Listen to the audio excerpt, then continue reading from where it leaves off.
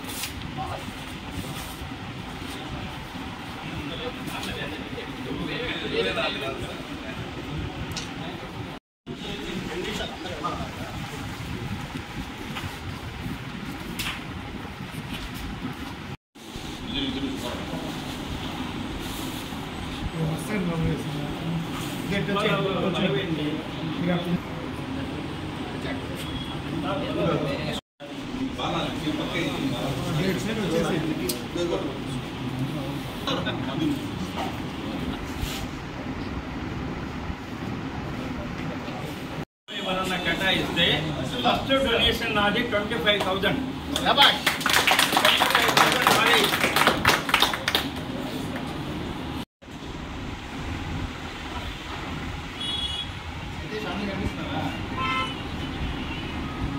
కాపుల ఐక్యత కాపుల ఐక్యత కాపుల ఐక్యత జై బలిజ జై బలిజ జై బలిజ జై కాపు జై కాపు జై కాపు జై కాపు జై కాపు జై కాపు కూడా ఏంటంటే బలి సంఘాన్ని ఉద్దేశించి మాట్లాడవలసిందిగా నూతనంగా ఎన్నికైన అధ్యక్షుల వారిని మాట్లాడవలసిందిగా ప్రజలందరూ కూడా నా నమస్మాంజలు।